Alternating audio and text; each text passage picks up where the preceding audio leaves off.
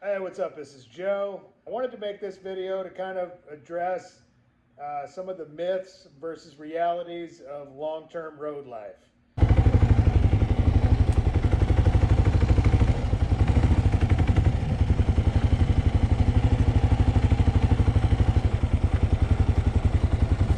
I've been living on a motorcycle for about 4.5 years, and it's always kind of interesting talking to people that are fans of the channel and stuff, and hearing their perspective on what I do. I know that myself, like a lot of other people, had certain ideas in my head before I hit the road and started doing this long term of what it's going to be like. And some of those ideas I found out were not really the reality at all.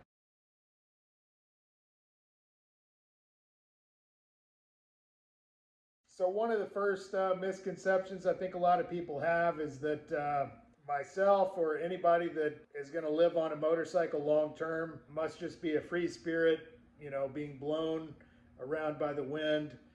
Whatever way the wind blows, that's where they're going. And while that's probably true to a certain extent, for the most part, I mean, my life is very structured. I try to live a pretty disciplined lifestyle. Wake up about 6 or 7 every day, do about 20 minutes of meditation, and kind of go over my list of objectives that I have for the day.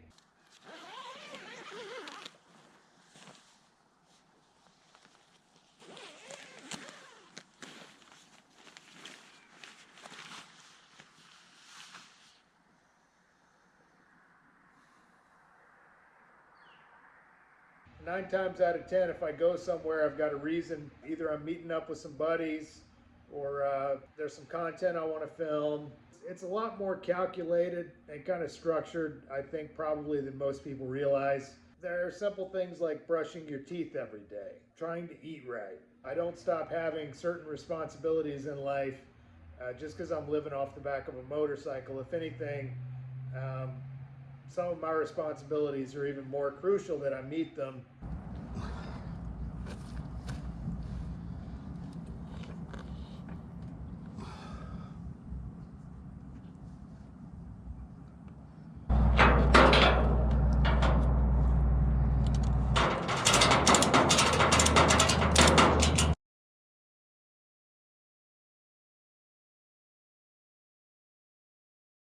You're going to have problems in life no matter what you do.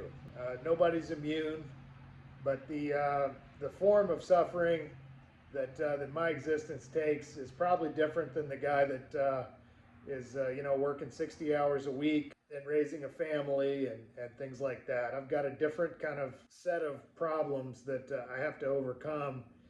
Number one is the weather.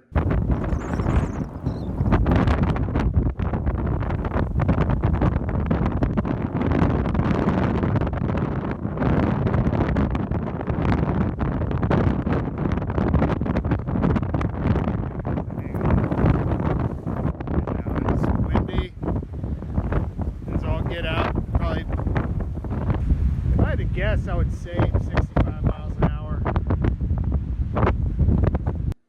Keeping an eye on weather forecasts, I mean, that becomes a religion pretty much when you're out here doing this. Maps, weather forecasts, everything I can possibly do to be as comfortable and dry and warm as possible.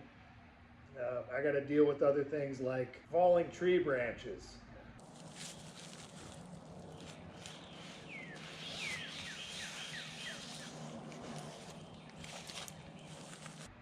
Thunderstorms, hailstorms, getting kicked out of places. You're going to have challenges and struggles in life, no matter if you're living off the back of a motorcycle or what you're doing.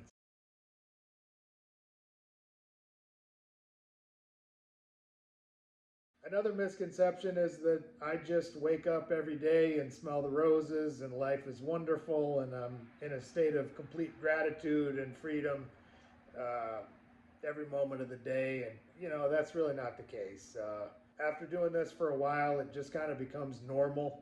I'm still subject to the same kaleidoscope of human experience that everybody else is, and the world don't stop just simply because I'm decided to camp out in the woods off of my bike, you know. Is it fulfilling? Absolutely. Is there a sense of freedom that comes along with it?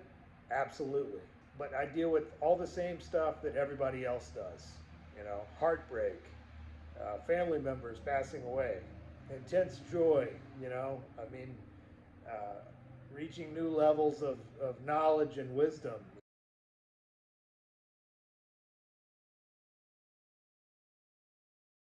Easy is not the word that I would use to describe this kind of lifestyle, because I still have to worry about where am I going to sleep tonight, all kinds of logistical stuff. Where am I going to work on my bike?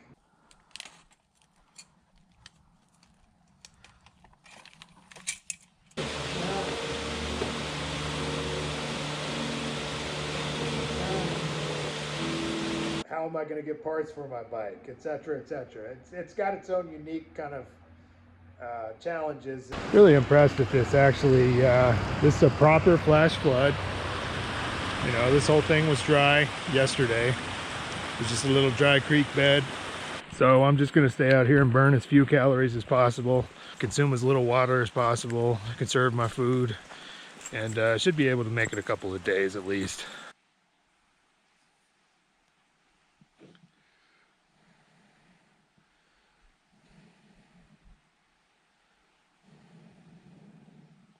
There is an eclectic collection of skill sets required to make this kind of thing work. You got to be able to ride a motorcycle, first of all.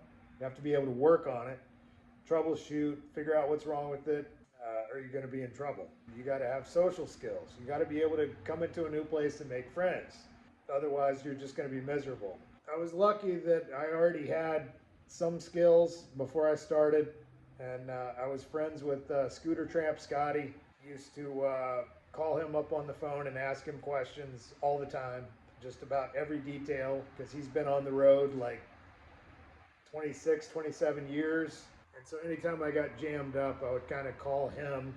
He would kind of graciously share some of his experience and some of the situations that he had been in. So it was just extremely helpful. Bolt everything back up and drop it on the ground and you're a happy guy. All right, wheels in place. The rest is just bolting stuff back together. And it's being done down here in the dirt. What are we, 6 or 7 miles, 600 or 700 miles south of the border, I'd say. Yep.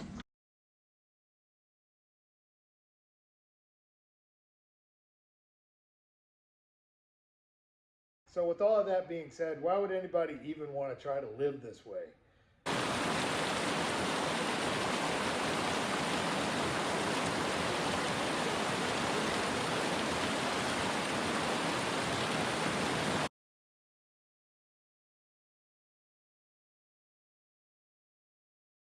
As a result of my travels, I've developed a deep understanding of human nature. And it's a result of interacting with a variety of different types of people of different cultures, different races, different faiths, all of that, and looking for the common thread. ¿Qué es eso? Guasanas, garbanzo. Garbanzo, ok, para hacer ¿de qué plato? Pues estas se comen así, En caldo, se puede, ¿En caldo? Es como una verdura. Ah, ok, ok. ¿Es en pozole? No. No, menudo. No. ¿No? Tampoco. Es diferente. En caldo de pollo se le pone. Caldo de pollo. Res, Ok. también. Sopa de garbanza, crema de garbanza también. Ah, de garbanza. Ok. Se cocen y se comen como botana, con sal, limón y chilito. Claro que sí, es lo mismo que hummus, hummus, ¿Habas? ¿sabes? Hummus, sí. Es una botana así. y sola también. ¿Sí? Cocida se come y ya se come como botana. Sí. Qué bueno, qué bueno. Pues muchas gracias. De nada. Hasta luego. Adiós. You know, at the end of the day, I come to realize that we're all basically the same. We got a lot of the same needs and wants and things like that. Sí, así es, así es. Y toda esta cuestión que te digo que eres un pendejo. Mira. No, no, pues no estás viendo la lumbrera, güey. ¿Cómo está? Y eso porque le tapé. Ahorita le voy a abrir un poquito. ¡Ay! There's an interesting dichotomy that exists within human beings where there's the potential both for extreme evil and extreme good.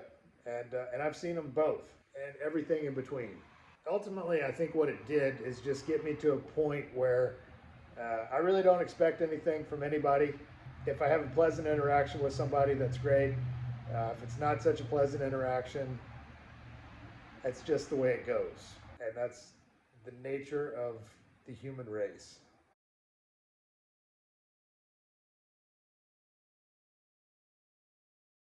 Living in the woods and being close to nature is an extremely rewarding experience. What's up, buddy?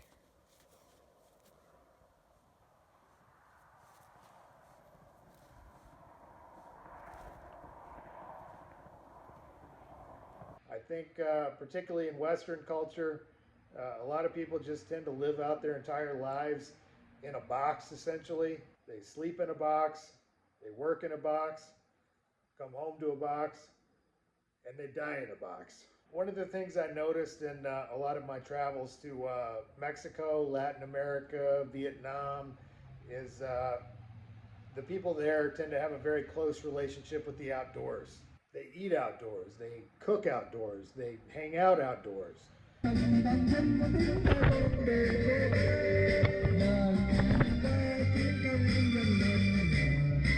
I think that gives you a certain purity of mind, being close to your environment like that, the world around you, that I think it's good for the psyche.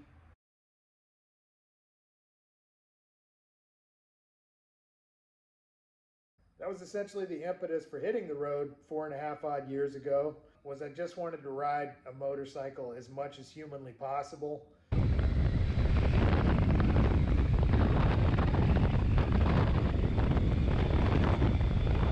I was willing to camp in the woods, to be able to facilitate that, and obviously travel around, meet new people, have crazy adventures, and learn other languages and things like that. ¿Es posible lavar mis manos aquí? No, puras que. ¿Dónde? Sanitizer. ¿Es todo? Sucio. Es bueno para tu salud. Sí, mucho defensa. ¿Tiene agua? Para lavarse las manos. Just put a poquito. Oh my God, what a diva. Look, man.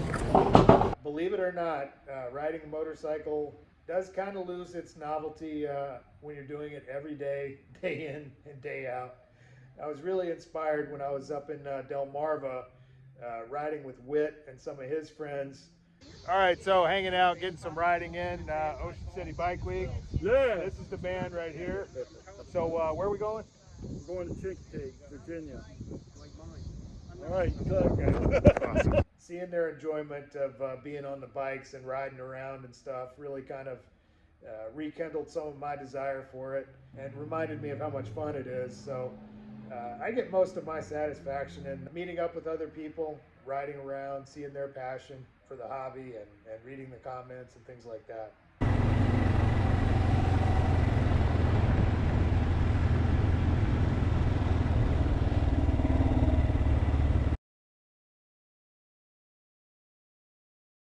And learning how to work from an extremely tight budget, I've been able to travel to a lot of remote places of the globe. It was just a pipe dream, when I was working a 9-to-5 job, and really wasn't in the cards to be able to travel internationally.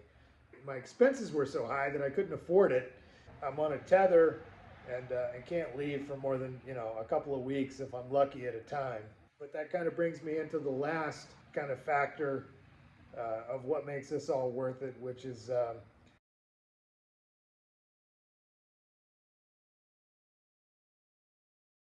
I got nobody to blame but myself if things don't work out.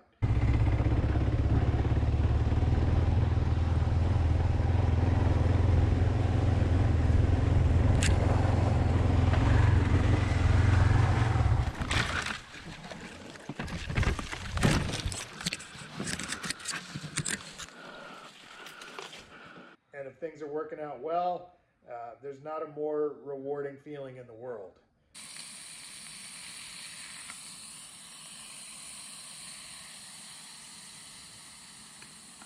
This is kind of the essence of true freedom, is that I am the one who decides my fate.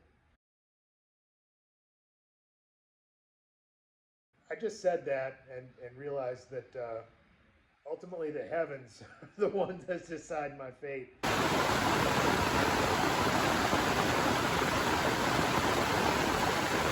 I am subject to the natural world.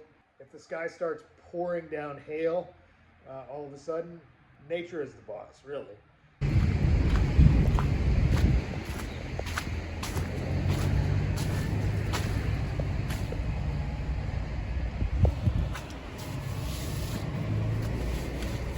But for the most part, I control my destiny. I wake up, there's nobody telling me where I need to be, when I need to be there. For the most part, I need to be in Daytona pretty soon, so I guess that's not completely true, but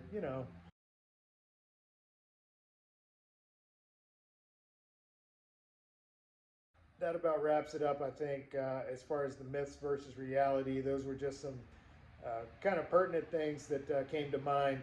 At some point, I'm going to do a Q&A video, so please shoot me any questions in the comment section below so that I can try to address those and get a video out on that very topic. With that being said, I hope you found this informative. As always, if you enjoyed this video, please hit like and subscribe. And as usual, I've included an optional donate link in the drop box for anybody that might like to contribute to this project. Otherwise, thanks for watching, and we'll see you on the road.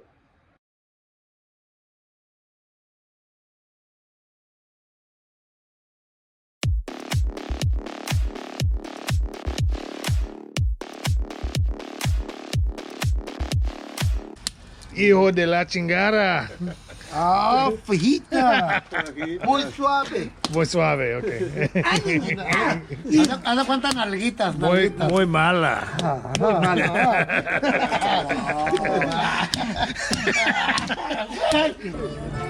Gracias. De nada. La pasa muy bien, pues.